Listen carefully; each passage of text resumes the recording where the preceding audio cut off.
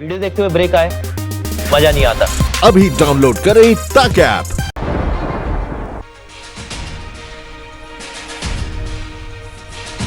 नमस्कार, आप देख रहे हैं आज तक। मैं हूं आपके साथ रोहित सरदाना। शाम के 5 बज रहे हैं और वक्त हो गया दंगल का। देश भर के मन में आज आशंका थी और लोग कह रहे थे कि हे भगवान फिर से तूफान। लेकिन निसर्ग तूफान मुंबई पहुंचते पहुंचते कमजोर पड़ गया और इस तरह मुंबई में भारी तबाही की आशंका फिलहाल टल गई है। हालांकि तूफान का असर हुआ है और भारी से बहुत भारी बारिश की आशंका से अब भी इनकार नहीं किया जा सकता। अरब सागर में उठे निसर्ग तूफान ने महाराष्ट्र के रायगढ़ में लैंडफॉल किया था। इसके बाद आगे बढ़ते बढ़ते यह तूफान मुंबई को पार कर गया। निसर्ग तूफान अम्फन तूफान के चंद दिनों बाद आया है। अम्फन से बंगाल और उड़ीसा में बड़ी तबाही हुई थी। कोरोना के संकट काल के बीच आए इन तूफानों ने लोगों के मन में दहशत पैदा कर दी। आज दंगल में हम आपको दिखाएंगे निसर्ग तूफान का असर कितना रहा। कुछ विशेषज्ञ और हमारे रिपोर्टर्स जो इस वक्त महाराष्ट्र के चप्पे चप्पे पर मौजूद हैं, आपको वहां का ताजा हाल बताएंगे। लेकिन शुरुआत करते हैं निसर्ग तूफान पर एक रिपोर्ट के साथ। सागर से उठा निसर्ग तूफान मुंबई को अपनी जद में ले चुका है। तेज हवा और बारिश का असर मुंबई पर पड़ा है। हम लोग इस वक्त पे वाशी ब्रिज पे मौजूद हैं। करीब 1.5 घंटा पहले साइक्लोन निसर्ग ने लैंडफॉल किया अलीबाग में और अब करीब 3 बज चुका है और जो विंड स्पीड है वो स्पीड पेस पकड़ रही है। अब वाशी ब्रिज पे आप देख सकते हैं अभी का अगर विंड स्पीड आपको बताएं तो ये 100 से 110 किलोमीटर पर आवर की स्पीड विंड चल रहा है। ये मुंबई की एक मुख्य सड़क है। जेजे फ्लाईओवर से उतरने के बाद कुछ छोटी छोटी जगह पर इस तरीके के पेड़ यहाँ पर गिरे हुए हैं। इस तरीके का डिस्ट्रक्शन मुंबई में फिलहाल देखने को मिल रहा है। अब साइक्लोन करीब करीब हिट कर चुका है अलीबाग के पास में और उसके बाद ये विंड का स्पीड जो है, ये हवा की रफ्तार जो है वो और बढ़ सकती है। निसर्ग तूफान का लैंडफॉल महाराष्ट्र के रायगढ़ में हुआ। दोपहर करीब 1 बजे रायगढ़ के अलीबाग में तूफान जमीन से टकराया और तब उसकी रफ्तार करीब 100 किलोमीटर प्रति हवा है। उसका जो स्पीड है, उसकी जो रफ्तार है वो 100 से 120 किलोमीटर इतनी होती है जब ये लैंडफॉल होता है। और अभी से ये महसूस होने लगा है। आप देख सकते हैं कि हवा बहुत ही ज़्यादा तेज हो गई है। बीच बीच में कुछ टहनियाँ भी आ जाती है। पत्ते तो यूं उड़ के गिर रहे हैं, दरवाजे हिलने लगे हुए हैं और लोग फिर भी है कि देखिए यहाँ पर ये मछुआरे हैं या इस कोलीवाड़ा के इलाके वो उत्सुक है, वो बाहर आ गए हैं। निसर्ग तूफान के निशाने पर महाराष्ट्र का रायगढ़, मुंबई, पालगढ़ और ठाणे है। तो गुजरात का वलसाड, नौसारी और सूरत भी इसकी जद में है। इसके अलावा दमन, दादर और नगर हवेली, गोवा, कर्नाटक के तटीय इलाके और पश्चिमी मध्य प्रदेश तक इसका असर रहने की संभावना है। आपको हम दिखाते हैं कि समुद्र के किनारे पर भी एनडीआरएफ की टीम फिलहाल डिप्लॉय है। वो लगातार यहाँ पे लोगों को जो माइक है, माइक में ये घोषणा कर रही है कि लोग समुद्र किनारे पे न आए, क्योंकि हालांकि भले ही तूफान फिलहाल टकरा चुका है लेकिन अभी भी पूरी तरीके से जो खतरा है वो गया नहीं है, जिसके चलते एनडीआरएफ की टीम भी यहीं पर तैनात है। साथ ही जो लोकल प्रशासन है, लोकल प्रशासन भी यहाँ के स्थानीय लोगों को बार बार ये कह रहा है कि वो भी यहाँ पे न आए। एनडीआरएफ का जहाँ तक सवाल है, लगभग 43 टीमें डिप्लॉय हैं दोनों राज्य मिलाकर के। 21 टीमें महाराष्ट्र में हैं, 16 टीमें गुजरात में हैं। खतरे का जहाँ तक सवाल है, मैं अपेक्षाकृत देखा जाए तो अम्फन के हिसाब से ये एक कमतर साइक्लोन माना जाएगा। लेकिन साइक्लोन अपने आप में एक खतरे की घंटी होती है और किसी भी रिहायशी इलाके से साइक्लोन जब गुजरता है, वो तो हर दिन तो होता नहीं है, तो इसकी खतरे और डेंजर का पोटेंशियल पूरा रहता है। तो उसी के मद्देनजर वर्स्ट केस सिनारियो के अनुरूप तैयारी की गई है। तूफान के असर से पालघर के तारापुर एटॉमिक पावर प्लांट को खतरे का अंदेशा था, लेकिन वहां नुकसान की खबर नहीं है। लेकिन निसर्ग अपने साथ कितनी तबाही लाया है और देश के कौन कौन से हिस्से इससे प्रभावित हैं, अभी इसका आकलन बाकी है। आज तक ब्यूरो। तो आज तक के तमाम संवाददाता इस समय चप्पे चप्पे पर मौजूद हैं। आपको लाइव तस्वीरें हम दिखाएंगे। महाराष्ट्र पर से भले ही, मुंबई पर से भले ही इस वक्त तूफान का खतरा टल गया, लेकिन इस तूफान की आहट कितनी भयानक थी, कितनी खतरनाक थी, इन तस्वीरों से आप अंदाजा लगा सकते हैं। ये देख सकते हैं आप तस्वीरें, और जो खबर आ रही है उसके मुताबिक तूफान का खतरा भले टल गया हो, लेकिन बरसात का खतरा अभी बाकी है। भारी बारिश की संभावना है। देर रात तक भारी बरसात हो सकती है मुंबई में। महाराष्ट्र पर से तूफान गुजर गया है। गुजरात, महाराष्ट्र, गोवा, दमन-दीव, कर्नाटक के कुछ हिस्से, इन इलाकों पर इस तूफान का खतरा लगातार मंडरा रहा था। ये देख सकते हैं आप मुंबई की तस्वीर। तूफान की रफ्तार कितनी तेज थी कि मोटरसाइकिल्स तक टिक नहीं पाई उस हवा के दबाव के आगे, और जैसे उड़ गई हो कागज के खिलौनों की तरह, वैसा ही कुछ असर इस तूफान का दिखाई दिया। छतें उड़ गई, जो कच्ची कमजोर छतें थी वो उड़ गई तूफान की वजह से। वो भी आपको तस्वीरों में दिखाई दे रहा होगा। इसके अलावा अलग अलग जगहों की तस्वीरें हम आपको दिखा रहे हैं। गाड़ियों पर पेड़ गिर गए, पूरा का पूरा एक बस स्टॉप जो था वो जमींदोज हो गया इस तूफान के दबाव के आगे। और नवी मुंबई में हमारे सहयोगी गौरव वक्तानिया इस वक्त लाइव मौजूद हैं, वहां से वो आपको ताजा हाल बताएंगे। नवी मुंबई में गौरव आप जहां पर मौजूद हैं, सौरभ आप जहां पर मौजूद हैं, वहां का हाल दिखाइए। और इसके पहले जब तक तूफान का खतरा रहा, वहां किस तरीके के एहतियात बरते गए? जी रोहित, सबसे पहले आपको बता दें कि इस वक्त हम वाशी इलाके में मौजूद है और यहाँ पर कई सारे पेड़ गिर चुके हैं। आपको सबसे पहले उस तरफ लेके जाते हैं रोड के पहले। एक ये एम्बुलेंस जारी है। ये जो पूरा पेड़ है बहुत ही बड़ा पेड़ था रोहित, आप देखिए, और ये इस रेसिडेंशियल बिल्डिंग के अंदर ये पेड़ मौजूद था। बड़ा पेड़ पूरा गिर जाता है नीचे और उसके साथ ही जो रेसिडेंशियल बिल्डिंग की जो दीवार है वो भी टूट जाती है। अच्छी बात ये रही कि उस वक्त यहाँ से कोई गुजर नहीं रहा था, तो इस पूरे हादसे में कोई इंजर्ड नहीं हुआ है। अब सड़क के इस तरफ देखिए रोहित, यहाँ पर देखिए कितने और ज्यादा पेड़ गिरे हुए हैं। ये फुटपाथ का नजारा देखिए, आपको फुटपाथ तो दिखेगा ही नहीं बिल्कुल भी। और ये जो आप पोल देख सकते हैं, पोल भी पूरी तरीके से झुक चुका है, उसका आकार झुका हुआ है क्योंकि उसके ऊपर भी पेड़ गिर चुका था। अब सड़क के इस तरफ देखिए, सड़क के इस तरफ आपको दिखेगा कि यहाँ पर जो साइन बोर्ड्स है, जो यहाँ इस लोकल एरिया की जो साइन बोर्ड्स है वो भी पूरी तरीके से गिर चुके हैं। थोड़ी देर पहले हम वाशी ब्रिज पर मौजूद थे रोहित, और वहां पर हवा इतनी ज्यादा तेज थी कि वहां पर हम खड़े भी नहीं रह पा रहे थे। जितनी भी जो एडवर्टाइजिंग बोर्ड्स थे वहां पर लगे हुए वो सारे के सारे गिर चुके हैं, और बाइक्स तो वहां से पास भी नहीं हो पा रही। तो लोग क्या कर रहे हैं, बाइक से उतरकर हाथों के सहारे धक्का मारकर आके बढ़ रहे हैं। यहाँ पर देखिए अभी रिस्टोरेशन का वर्क चल रहा है। ये जो इंटरनेट सर्विसेज के जो केबल्स है वो भी पूरी तरीके से उखड़ चुके हैं, वो जमीन पर गिरे हुए हैं। ये लोग इसके रिस्टोरेशन वर्क में लगे हुए हैं। तो नवी मुंबई में जो साइक्लोन निसर्ग है उसका असर काफी देखने को मिल रहा है। हमें बताया जा रहा है कि 250 से ज्यादा पेड़ गिरे हैं रोहित पूरे नवी मुंबई इलाके में।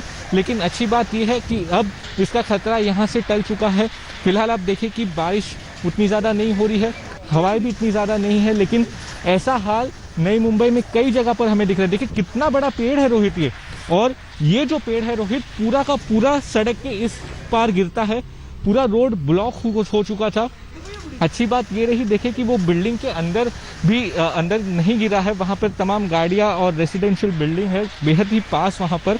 तो ऐसा हाल रोहित नई मुंबई के कई इलाकों में हमें देखने को मिल रहा है। पंकज उपाध्याय हमारे सहयोगी इस समय लाइव मौजूद हैं। इस भयंकर तूफान में भी हमारे तमाम सहयोगी संवाददाता बाहर हैं, वहां जहां आप देख सकते हैं गाड़ियां, पेड़, कुछ नहीं टिक पा रहा इस तेज हवा के आगे। पालघर में पंकज आप मौजूद हैं, इस समय की स्थिति वहां पर क्या है, जरा तस्वीर दिखाइए। रोहित, पालघर तो बच गया। सुबह सवेरे से मछुआरों को बहुत ज्यादा डर था कि आखिर क्या होगा क्या नहीं होगा। तमाम नावों को बांध दिया गया था, कवर कर दिया गया था, लेकिन तूफान आया नहीं, इसलिए मछुआरों ने इस वक्त राहत की सांस ली है। शहर का मैंने मुआयना लिया है, जानो माल का कोई भी नुकसान नहीं हुआ है, और ये इसलिए हुआ है क्योंकि ग्राउंड जीरो पर दिखा कि एक वेल कोऑर्डिनेटेड एफर्ट था। करीब 20,000 के ऊपर लोगों को इवैक्यूएट करवा दिया गया था। 11 गांव के ऊपर नजर थी, तमाम जितने लो लाइंग एरियाज थे वहां पर काम किया गया था। उसका नतीजा ये हुआ कि एक वेल प्लान्ड स्ट्रेटेजी के तहत एनडीआरएफ ने और ग्राम पंचायत ने, तमाम एजेंसी ने, पुलिस ने, तमाम सारी एजेंसीज ने साथ में मिलकर काम किया और लोगों को परेशानियों का सामना नहीं करना पड़ा। सबसे जो बड़ा डर था मछुआरों में वो यही था कि अगर विंड स्पीड जो है अगर 125 किलोमीटर प्रति घंटे की रफ्तार से आती है तो फिर इनके जो बड़े ट्रॉलर्स हैं या नाव है उनका क्या होगा। लेकिन किस्मत रही ऐसा कुछ हुआ नहीं। सभी प्रार्थना कर रहे थे कि ये संकट टल जाए, संकट टल गया, पालघर बच गया। जी, पालघर बच गया, लेकिन इसके अलावा महाराष्ट्र के और हिस्सों से क्या क्या खबर आपके पास आ रही है इस समय? और हम पीछे की तस्वीरें भी देखना चाहेंगे। आपके पीछे सड़क बिल्कुल खाली पड़ी है। ये एहतियात बरता गया इसलिए कि तूफान आ रहा था, और उसके जाने की खबर के बाद क्या वापस अब लोग घरों से निकल रहे हैं बाहर? हाँ, धीरे धीरे मैं देख सकता हूँ। अब मैं यहाँ पर सीधा प्रसारण के लिए खड़ा हूँ, तो देखिए, और यहाँ पर लोगों का आना शुरू हो गया। क्या डर था पहले कि तूफान आने वाला है, और अब बिल्कुल आप निकल आए यहाँ पे? बिल्कुल डर था पहले डर था, लेकिन अब नहीं है। अब नहीं है बिल्कुल डर? अभी नहीं है बिल्कुल भी। पहले डर था? नहीं, सुबह डर था, अभी कोई डर नहीं है। अच्छा, तो पालघर बच गया आपका? पालघर बच गया, पूरा का पूरा बच गया है। खुशी है? एकदम खुशी है। चलिए देखिए, अब लेकिन मछुआरों के लिए तो रोहित अगले 2 महीने काम होगा नहीं, इसलिए तमाम उनके जो नाव हैं उन्होंने अपनी बंद कर दी हैं। सड़क खाली इसलिए भी नजर आ रही है क्योंकि यहाँ पर एजेंसीज ने पहले ही वार्निंग दे दी थी कि कोई भी सड़क से में नजर नहीं आना चाहिए। जब तक खतरा बना रहता है तब तक आप अंदर ही रहिए, अगला नोटिफिकेशन तक। अब अगला नोटिफिकेशन तो निकला नहीं है, लेकिन लोगों को लगता है अब तूफान का तो डर है नहीं। अब धीरे धीरे अपने बाइक स्कूटर लेके लोग सड़क पर नजर आने लगे हैं। वापस आते हैं पंकज आपके पास। पालघर तो बच गया, पंकज बता रहे हैं, लेकिन जहां वाशी में हमारे सहयोगी मौजूद हैं सौरभ वक्तानिया, वो बता रहे थे कि पुल के ऊपर खड़े होना मुश्किल था, हवा इतनी तेज गति से चल रही थी। और तस्वीर हम आपको एक बार दिखाते हैं, थोड़ी देर पहले की तस्वीरें, जिस समय ये तूफान के हिट करने का पीक समय था, जब ये लग रहा था कि इस वक्त शहर को ये हिट कर सकता है तूफान, लेकिन तूफान ने रास्ता बदला और तूफान मुंबई से बचता हुआ। तस्वीरें आप देख सकते हैं, कितना तेज आंधी, कितनी तेज तूफान था कि मोटरसाइकिल तक उड़ गई। इसके अलावा समंदर की लहरों पर आप उस तूफान का असर देखिए, कितना डरावना उस समय पूरा माहौल हो गया था जिस समय ये तूफान आ रहा था। और सौरभ वक्तानिया जो इस समय हमारे सहयोगी खड़े हुए, देखिए छतें उड़ गई, उनके छप्पर उस समय उड़ गए, जितनी तेज तूफान ये आया था उस वक्त। ये तस्वीर हम आपको दिखा रहे हैं थोड़ी देर पहले, और अब बताया जा रहा है कि तूफान की रफ्तार घटकर 50 किलोमीटर प्रति घंटे तक हो गई है, जो माना जा रहा था 110 से 120 किलोमीटर प्रति घंटे की रफ्तार से शहर से टकराएगा, हिट करेगा। सौरभ वक्तानिया, इस समय आप जहां पर मौजूद हैं वहां स्थिति कैसी है? और थोड़ी देर पहले भी, क्योंकि आप लगातार सुबह से इस तूफान के बीच बाहर रहे, लगातार आप वहां रिपोर्टिंग करते रहे, क्या कुछ आपने ऐसा देखा है जो कि डरावना था वाकई? रोहित, आपको बता दूं कि सुबह से जो मंजर था वो काफ़ी ज़्यादा डरावना था, क्योंकि जिस तरीके से हम लगातार मुंबई से रिपोर्टिंग कर रहे थे, क्योंकि मुंबई में जब दोपहर से ये जो तूफान चल रहा था तो हवाएं बहुत ज़्यादा थी और तस्वीरें बहुत ही ज़्यादा भयानक भी थी। क्योंकि मैं आपको बता दूं, तमाम जो एडवर्टाइजिंग बोर्ड से, जो पेड़ से कई सारे बोर्ड्स और एडवर्टाइजिंग बोर्ड्स हमें गिरते नजर आए। लेकिन अच्छी बात यह रही कि मुंबई से जो बड़ा खतरा था वो टल गया, क्योंकि आपको बता दें कि लगातार जो केसेस है वो बढ़ते जा रहे हैं। एक दिन में 1100-1400 केसेस आ रहे हैं। अगर वही वक्त पर अगर जो ऐसा तूफान मुंबई से टकराता तो नुकसान काफ़ी ज़्यादा हो जाता। लेकिन तस्वीरें अब नवी मुंबई की देखिए, नई मुंबई में निसर्ग का जो असर है वो बहुत ही ज़्यादा देखने को मिल रहा था। ये आपको बता दें रोहित, जब ये पेड़ गिरा तो यहाँ के लोग काफ़ी ज़्यादा घबराए हुए थे, क्योंकि तभी जो हवा की रफ्तार थी वो बहुत ही ज़्यादा थी। और जब आपको मैं बता दूं कि ये पूरा पेड़ पूरे सड़क के उस किनारे गिरा था, और लोगों से भी बात की किस तरीके का जब तूफान आया तब कैसा हाल था यहाँ पे? We all were sitting at our homes resting peacefully, and then the sudden sound of something huge came from our house. अचानक से बहुत ज़ोर से आवाज़ आया। फिर हमने खिड़की से देखा तो पता चला यहाँ हमारे घर के यहाँ ही इतना बड़ा झाड़, वो पूरा झड़ से उखड़ गया। पूरा रोड ब्लॉक था यहाँ पर, रोड पे से कोई गाड़ी यहाँ से यहाँ या यहाँ से यहाँ। हवा कितनी तेज थी तभी? हवा बहुत तेज थी। पूरा झाड़, बहुत ऊंचा झाड़, बिल्डिंग से भी ऊंचा झाड़ था, बट वो पूरा जड़ से नीचे से उखड़ के पूरा रोड पे बिखर गया था। इधर यहाँ पर हर जगह हर कुछ टूट चुका है, यहाँ सब टूटा है, बहुत कुछ डिस्ट्रक्शन हुआ है। और मतलब रोड इतना ब्लॉक था, बट फटाफट यहाँ पर लोगों ने आके रोड को पहले क्लियर कर दिया। कितना ज्यादा डर था जब तूफान आ रहा था। सौरभ तस्वीरें दिखा रहे हैं, सौरभ देखिए पीछे की, जिस तरह से पेड़ उखड़ कर गिरे हैं, जिस तरह से दुकानों के शटर के आगे पेड़ों का ढेर लगा है, उससे आप अंदाजा लगा सकते हैं तूफान कितना खतरनाक रहा होगा। और ये देखिए तस्वीर, समुद्र के ऊपर जब ये तूफानी हवाएं चल रही थी उस वक्त समुद्र का रूप कितना रौद्र, कितना डरावना लग रहा था। इस तस्वीर को देखकर आप अंदाजा लगा सकते हैं, हवा की रफ्तार का अंदाजा आप लगा सकते हैं, उसकी आवाज से उसकी भयावहता का अंदाजा आप लगा सकते हैं। और अब यह कहा जा रहा है कि मुंबई में देर रात तक तेज बारिश हो सकती है। तूफान भले ही टल गया हो, लेकिन तेज बरसात का खतरा अभी तक टला नहीं है। हमारे साथ इस वक्त एसएन प्रधान आ गए हैं, जो कि डीजी हैं एनडीआरएफ के, नेशनल डिजास्टर रिलीफ फोर्स के, और हमारे साथ जीपी शर्मा साहब आ गए हैं, अध्यक्ष स्काईमेट के। बीके खन्ना हमारे साथ आ गए हैं, आपदा प्रबंधन के विशेषज्ञ हैं। मिहिर जोशी हैं, आपदा प्रबंधन के विशेषज्ञ हैं। लेकिन कुछ ही देर हमारे साथ डीजी एनडीआरएफ एसएन प्रधान साहब रहेंगे। तो फटाफट प्रधान साहब, आपसे कुछ सवाल मैं लेना चाहता हूं। क्या यह माना जाए कि पूरी तरह से खतरा मुंबई पर से टल गया है, और अगर अभी खतरा है तो कहां कहां और खतरा है इस तूफान का? देखिए, जैसा कि आपने अभी अभी कहा कि हवा का खतरा जरूर टल गया, बिकॉज जब साइक्लोन सिस्टम अंदर चला जाता है, इनलैंड हो जाता है, तो वैसे ही वीकन होने लगता है। ये साइंटिफिक प्रिंसिपल है उसका। लेकिन जो बारिश की बात है, वो बारिश का खतरा अभी भी बना हुआ है, और बारिश के साथ साथ अगर टाइड रहेगा तो उसमें वाटर लॉगिंग हो सकती है। तो इसकी थोड़ी बहुत गुंजाइश अभी रहती है, इसको भी देख लेना चाहिए, और बीएमसी को इस पर काम करने की जरूरत होगी। तो वो कर रहे हैं और आगे भी करेंगे, ऐसी उम्मीद है, क्योंकि बारिश का खतरा टला नहीं है, और बारिश जो है मुंबई के लिए अपने आप में एक समस्या बन सकती है। बाकी जहां तक साइक्लोन सिस्टम का सवाल है, cyclone system has moved inland, और अभी कुछ पुणे से साउथ में है और नॉर्थ ईस्ट की डायरेक्शन में वो मूव कर रहा है।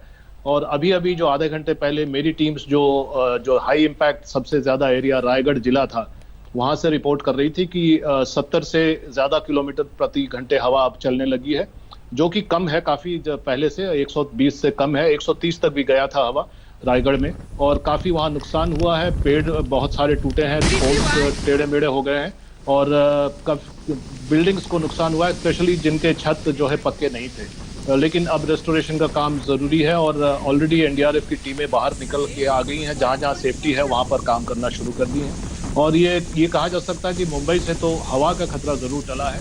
आगे देखना होगा कि जो आगे जहां जहां मूवमेंट करता है साइक्लोन, अब वीकेंड स्टेट में मूव करेगा, तो इसलिए अब बारिश का ही खतरा बचता है, और बाकी काम है रेस्टोरेशन का, रिहेबिलिटेशन का। प्रधान साहब, किन किन इलाकों में अभी माना जा सकता है कि खतरा टला नहीं है? कौन कौन से ऐसे इलाके हैं जहां अभी चिंता करने की जरूरत है तूफान को लेकर? मेरे विचार से अब चिंता का विषय तो नहीं है। मेनली जो डैमेज पोटेंशियल है वो कम हो गया है।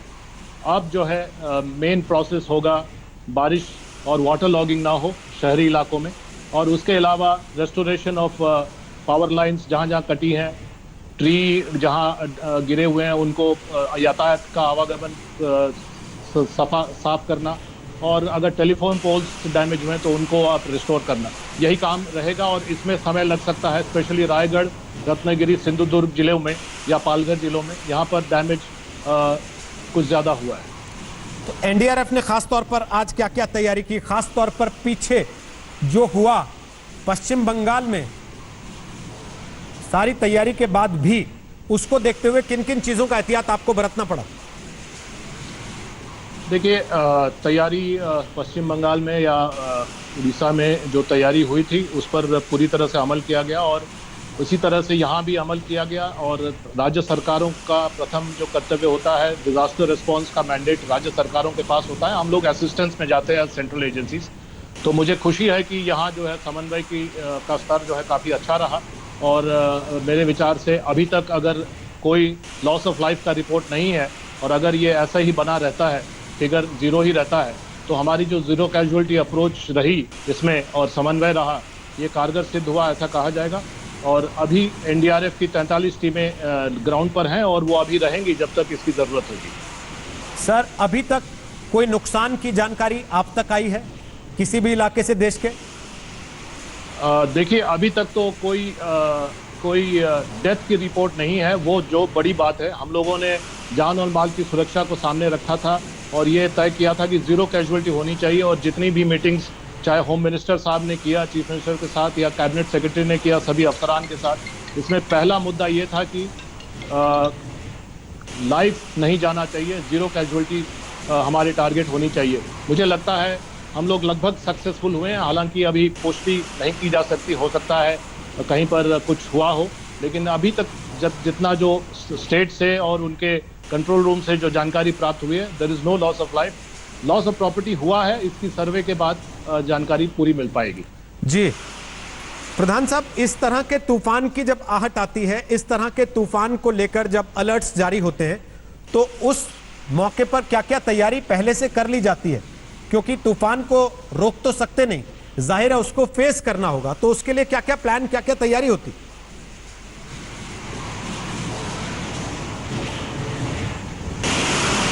द प्रोटेक्शन टू लाइफ, जो पहला कर्तव्य राज्य सरकार या केंद्र सरकार का होता है कि लोगों की जान किसी भी हालत में बचाई जाए, और इसके लिए हम लोग इवैक्यूएशन करते हैं। और सबसे बड़ी बात है कि हमको समय रहते जो प्रेडिक्शन मिल जाता है, फोरकास्ट मिल जाता है, तो इसके आधार पर इवैक्यूएशन होता है।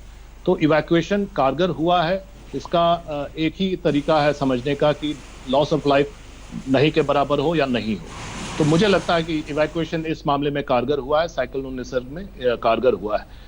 जहां तक लाइफ लॉस ऑफ प्रॉपर्टी है, तो वो जरूर हुआ है, लेकिन उसमें अभी समय लगेगा आकलन करने में। लेकिन एनडीआरएफ की तैयारी ये रहती है कि हम लोग बहुत पहले से वहां लग जाते हैं, और आईएमडी का प्रेडिक्शन बहुत पहले से आजकल मिलने लगा है। कई बार सप्ताह 10 दिन पहले भी मिलता है, इसमें 4 दिन पहले मिल चुका था। तो उसके अनुसार प्री पोजिशनिंग हो गई थी। स्टेट गवर्नमेंट ने जहां चाहा वहां प्री पोजिशनिंग किया। जैसा कि मैंने कहा और मैं दोहरा रहा हूं कि पहला जो मैंडेट है, कर्तव्य है स्टेट गवर्नमेंट का और लोकल एडमिनिस्ट्रेशन का होता है, डिजास्टर मैनेजमेंट सब्जेक्ट उनका होता है। हम लोग असिस्टेंस में जाते हैं, लेकिन हमारा जो प्रिंसिपल होता है, we never say no to anything. और सबसे पहला प्रिंसिपल होता है, we put ourselves at the disposal of the local and the state administration. So जो हमसे काम लिया जाता है वो समन्वय में लिया जाता है, और हम एज एन एक्सपर्ट वहां काम करते हैं और यथासंभव कोशिश करते हैं कि लाइफ एंड प्रॉपर्टी का लॉस ना हो। जी, क्या मैं समझ सकता हूं इस समय आप काफी व्यस्त हैं, लगातार आपके पास कॉल्स भी आ रहे हैं बीच बीच में। एक आखिरी सवाल लेकर केवल आपको धन्यवाद करूंगा प्रधान साहब, और आखिरी सवाल मेरा यह है, कब आप पूरी तरह निश्चिंत हो सकेंगे, फ्री हो जाएंगे आप कि अब ठीक है, अब हमारा काम खत्म हो गया? मैंने यही सोचा था अम्फन में कि अब फ्री हो रहे हैं, तो तब तक निसर्ग की सूचना मिल गई। तो हम लोग फ्री नहीं है, we are all the time 24/7 हम लोग लगे हुए हैं। आपको मैं ये बता दूं, मेरे जितने भी सिपाही और अफसरान हैं, मैं उनकी तरफ से ही काम करता हूं। और एक तरह से मैं आपको बता दूं कि उनको पिछले कई सप्ताह से एक तरह से फुर्सत नहीं मिल पाई, और कोविड के साथ भी जूझ रहे हैं। तो कब हम लोग फ्री होंगे? अगर इसी साइक्लोन के बारे में कह रहे हैं, तो मैं समझता हूं कि अम्फन के मुकाबले थोड़ा सा वीकर साइक्लोन था। तो रेस्टोरेशन, अगर अभी भी रेस्टोरेशन का काम कोलकाता और तटवर्ती जिलों में, बंगाल में चल रहा है, तो वो अब ये 13वां दिन है। तो मुझे लगता है कि उसके हिसाब से थोड़े कम दिनों में हम लोग रेस्टोर कर पाएंगे महाराष्ट्र के जिलों में। शुक्रिया एसएन प्रधान साहब, आज तक से बात करने के लिए। डीजी एनडीआरएफ इस समय बता रहे थे कि जान बचाना पहली प्राथमिकता होती है, और सबसे बड़ी राहत की बात यह है कि इस तूफान से अभी तक जान के किसी तरह के नुकसान की खबर नहीं है। लेकिन यह तूफान कितना भयानक था, जरा एक बार फिर से इन तस्वीरों के जरिए आप देखकर अंदाजा लगा सकते हैं। मोटरसाइकिलें ठहर नहीं पाई इस तूफान की रफ्तार के आगे, उड़ गई जैसे खिलौने हो, इतनी तेज तूफान की रफ्तार थी। आप देख सकते हैं हवा की गति कितनी रही होगी, आप इन तस्वीरों को देखकर अंदाजा लगा सकते हैं। इसके अलावा समुद्र की लहरों को देखकर जो दुकानों के साइन बोर्ड थे वो उखड़ गए, बस स्टॉपेज थे वो देख सकते हैं आप किस तरीके से इस तूफान के आगे जमींदोज हो गए। पेड़ पूरी तरह से उखड़ गए, दुकानों के शटर के आगे गिरे पड़े हैं। यह हालत इस तूफान की वजह से हुई, और राहत की बात यह रही कि तूफान शहर तक आते आते कमजोर पड़ गया और उसके बाद आगे निकल गया है महाराष्ट्र से। तो मुंबई कम से कम इस तूफान की तबाही से बच गई। यह एक बड़ी खबर है। कोरोना के काल में एक के बाद एक ये दूसरा बड़ा तूफान था, जिसके आगे लग रहा था कि आने वाले दिन जाने कितने कठिन हो सकते हैं इस तूफान की वजह से।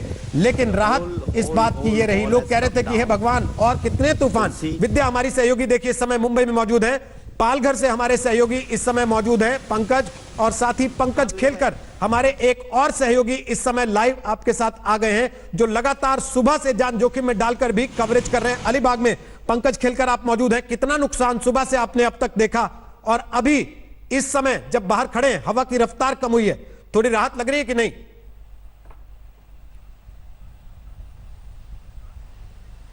बिल्कुल रोहित, राहत लग रही है। जो डर था मन में कि क्या होने वाला है, जो रफ्तार थी हवा की, खड़े नहीं हो पा रहे थे। पहले हम समुद्र के किनारे खड़े थे, जब हवा थोड़ी तेज हुई तो गेट के सामने आ गए, वहां पर भी खड़े नहीं हो पाए तो हम टेरेस पे चले गए। टेरेस पे काफी देर खड़े थे, लेकिन वहां से भी हमें हटना पड़ा और दूसरी टेरेस पे जाना पड़ा।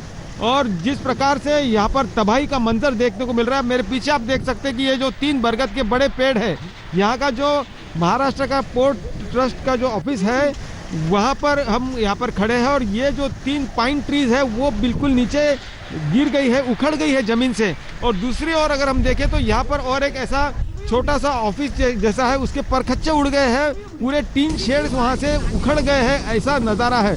और ये नज़ारा सिर्फ इस पोर्ट ट्रस्ट के ऑफिस का नहीं है, इसके अलावा यहाँ पर जो स्थानीय लोग जो बात कर रहे हैं कि जो कोलीवाड़ा है, यानी जो फिशरमैन्स कॉलोनी है, उनके कच्चे मकान होते हैं, उनके घरों के ऊपर के छत उड़ गए हैं। और तकरीबन उनका दावा है ऐसा कि 100-150 तो ऐसे नुकसान हो ही गया है। लेकिन अब प्रशासन जुड़ गया है। हमारे साथ एक अधिकारी है यहाँ के, उनसे बात करते हैं। सर, कितने निश्चिंत हो अभी आप? हवा का रुख भी कम हो गया है, बारिश भी कम हो गई है। अभी हवा का रुख कम हो गया है, तो साइक्लोन तो ऑलमोस्ट ओवर हो गया है, तो हम लोग काफ़ी निश्चिंत हो गए हैं। और हम लोगों ने जो पहले प्रिकॉशन ली है उसके वजह से काफ़ी ज़्यादा लोगों को किस तरह से समझाया कि नहीं घर के अंदर ही रहना ज़्यादा ज़रूरी है? लोगों को पूरा सूचना दी गई थी कि घर के अंदर ही रहो। हमने बीच के ऊपर सायरन बजाए है, अनाउंसमेंट किए हैं, कोई बीच में नहीं आए हैं, सब घर में रहे। जिला प्रशासन की तरफ से बहुत सारे अनाउंसमेंट की गई है, उनको सब सूचना दी गई।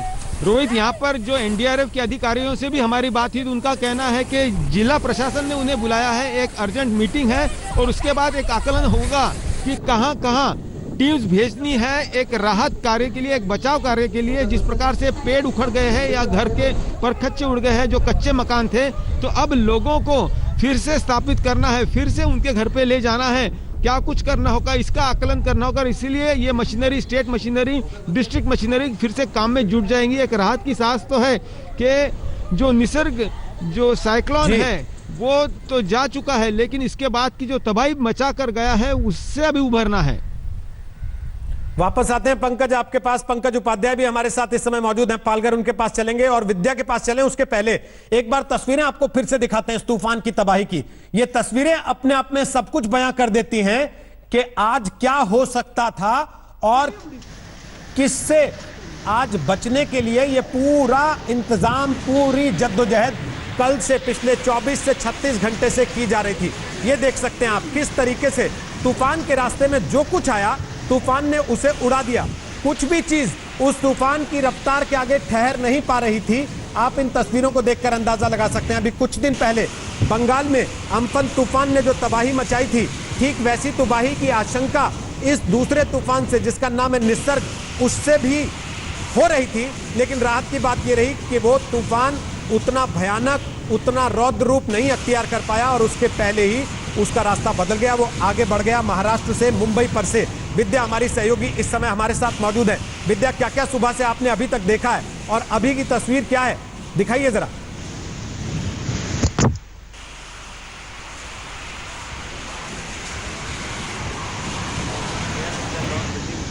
विद्या, मेरी आवाज आ रही है आप तक? जी, मुझे आ रही है आपकी आवाज। विद्या, सुबह से क्या क्या देख चुकी हैं और अभी की तस्वीर क्या है, दिखा दीजिए। ये देखिए,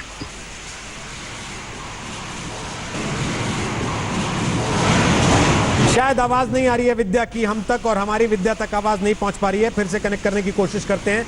लगातार आप देख सकते हैं तूफान के हालात के बीच भी सुबह से आज तक के रिपोर्टर, हमारे संवाददाता, जो कोरोना काल में भी और तूफान में भी जान जोखिम में डालकर जगह जगह से लगातार आप तक ग्राउंड रिपोर्ट्स पहुंचा रहे हैं। देख सकते हैं आप समंदर में किस तरीके से तूफानी लहरें उठी।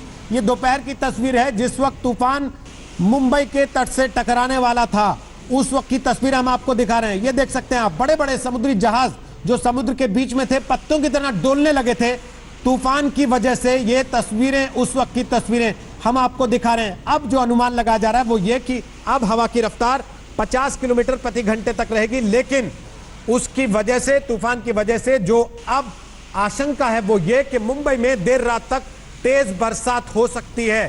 केवल तूफान ही नहीं, तूफान के बाद बरसात का खतरा भी है मुंबई के ऊपर, जिसके लिए अभी मुंबई राहत कि सांस पूरी तरह ले पाने में सक्षम नहीं हो पाएगी, जिसकी वजह से थोड़ी चिंता अभी रखनी पड़ेगी। हमारे साथ जीपी शर्मा इस वक्त मौजूद हैं, अध्यक्ष स्काईमेट के। बीके खन्ना हमारे साथ हैं, आपदा प्रबंधन विशेषज्ञ हैं। मिहिर जोशी भी हैं, आपदा प्रबंधन विशेषज्ञ हैं। मिहिर जोशी साहब, इस वक्त जो खबर आ रही है वो ये कि तूफान तो टल गया, लेकिन बरसात का खतरा अब भी बरकरार है। बताते हैं 125 साल से मुंबई में तूफान उस तरीके का नहीं आया, लेकिन बरसात को लेकर मुंबई की यादें बहुत अच्छी नहीं है।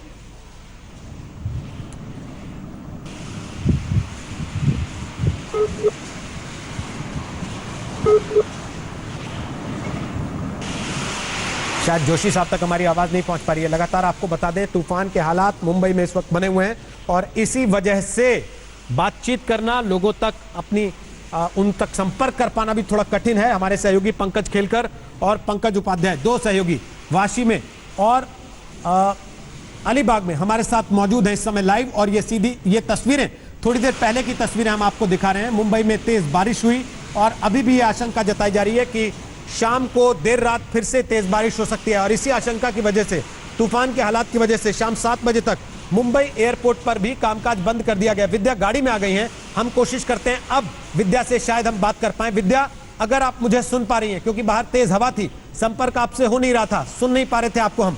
अब बोलिए, क्या हालात हैं अभी के इस समय वहां?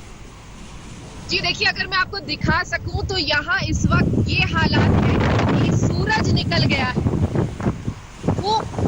धूप निकल गई है और जो हवा है वही तेज है। लेकिन बाकी अगर कहें कि बरसात की अगर हम बात करें तो बहुत मध्यम हो चुकी है, ना के बराबर बरसात हो रही है। लेकिन हाँ, सिर्फ एक इस बरसात ने सड़कों का हाल बहुत बुरा कर दिया है। जगह जगह पर पानी जम गया है रोहित। और जैसा आप बात कर रहे थे कि पहली बरसात से ही मुंबई का पता चल जाता है कि मुंबई की सड़कों का क्या हाल होगा, यही देखने को मिल रहा है इस वक्त रोहित। विद्या, सुबह से आप मौजूद हैं लगातार इस तूफान के बीच में, क्या हालात थे सुबह की? ये तस्वीरें इस वक्त हम देख रहे हैं थोड़ी देर पहले की, ये बेहद डराने वाली भयानक तस्वीरें। जी बिल्कुल, अलीबाग में जो सेंटर था, आई ऑफ द स्टॉर्म जिसे कहा जाता है, वो अलीबाग में था। और वहां से जो भयानक तरीके से जिस तरह से हवा बह रही थी, हम लोग ने वर्सोवा में जब हम लोग खड़े थे तो वहां पर भी हमने महसूस किया कि काफी तेज हवाएं चल रही हैं। उसके बाद हम दूसरी जगहों पे जब गए तो काफी जगहों पे पेड़ गिरे हुए मिले। कुछ जगहों पर तो पेड़ गाड़ियों पर गिर गए, जिससे काफी भारी नुकसान हुआ है कई लोगों को।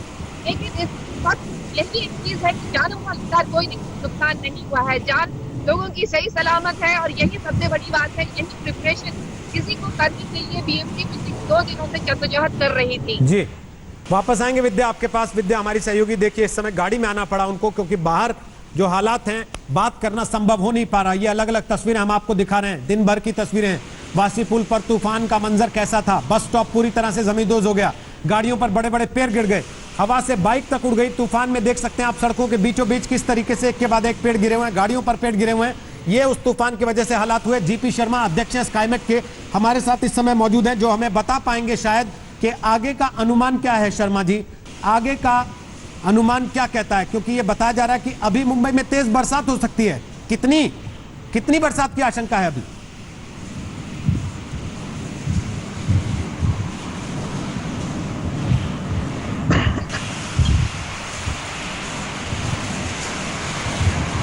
जीपी शर्मा जी, आपको मेरी आवाज आ रही है?